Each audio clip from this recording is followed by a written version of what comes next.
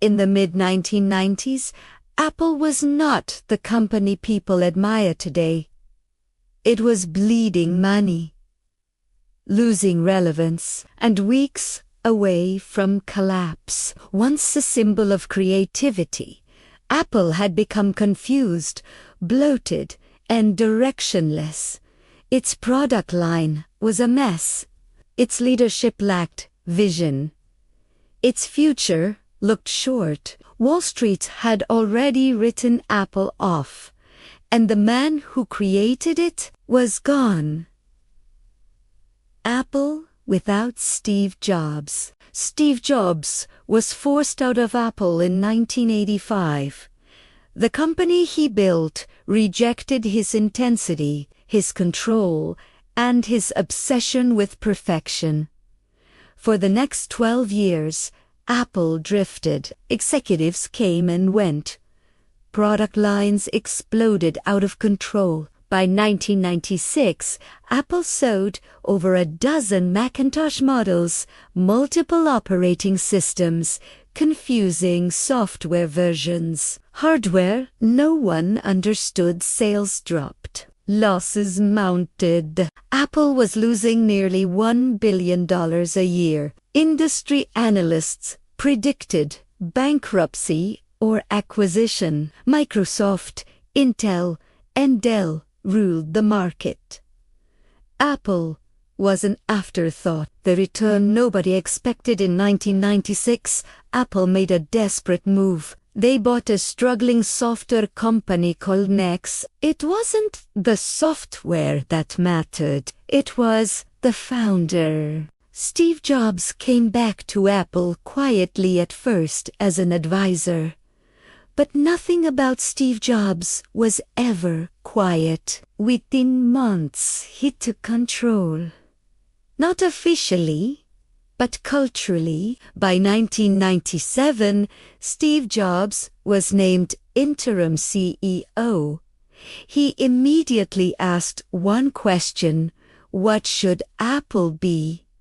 No one had an answer, so he gave them one. Cutting Apple to save IT. Steve Jobs believed Apple didn't need more products. It needed fewer. One of his first actions shocked everyone. He eliminated 70% of Apple's products. Entire divisions vanished overnight. Printers, cameras, personal digital assistants, software experiments. Gone. He reduced Apple's focus to 4 products: consumer desktop, consumer laptop, professional desktop, professional laptop. That was it. Employees were furious. Partners panicked. Analysts mocked the decision. But Steve Jobs believed focus was survival. Apple was still close to collapse. Cash reserves were dangerously low. Then Steve Jobs made one of the most controversial deals in tech history. He partnered with Microsoft. In 1997, Microsoft invested $150 million into Apple. Bill Gates appeared on stage at Apple's event on a giant screen. The crowd booed, but that money gave Apple time. Time to rebuild, time to think, time to design. And Steve Jobs used every second. Apple didn't start with hardware. It started with identity. In 1997, Apple launched a campaign that would redefine the brand. Think different. No product features. No specs. No prices. Just people who changed the world. Einstein, Gandhi, Martin Luther King Jr., Picasso. The message was clear.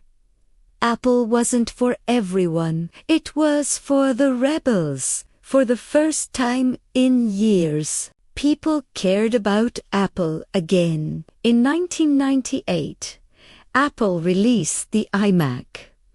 It didn't look like any computer before it. Bright colors, rounded design. no floppy drive. Critics laughed, but consumers loved it. The iMac sold nearly 800,000 units in 5 months.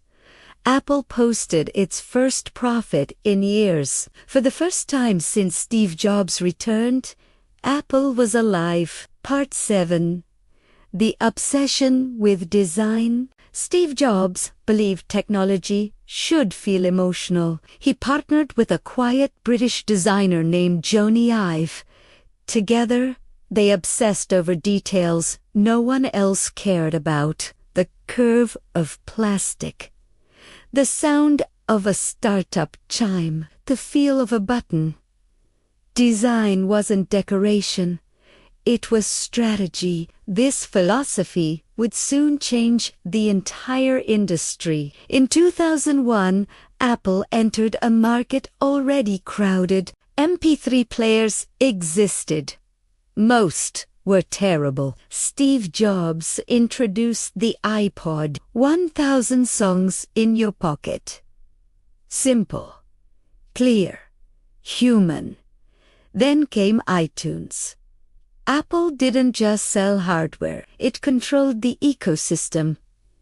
Music, software, devices. The iPod turned Apple into a cultural brand. Apple was no longer just a computer company. By the mid-2000s, Apple was profitable, admired, and feared. Then Steve Jobs made his boldest move. He entered the phone market. In 2007, he introduced the iPhone, a device that erased keyboards, styluses, buttons. It redefined what a phone was. Competitors were unprepared. Some laughed, others panicked. The industry changed overnight. After the iPhone came, the App Store, the iPad, the Apple ecosystem. Apple wasn't selling products, it was selling experiences. By the time Steve Jobs stepped down in 2011, Apple was the most valuable technology company on earth. The same company that once begged for survival. Steve Jobs didn't save Apple with money. He saved it with clarity. By saying no. By demanding focus. By believing design mattered. Apple's rise after Steve Jobs returned was not a comeback. It was a resurrection. Apple did not survive because it followed the market. It survived because it refused to.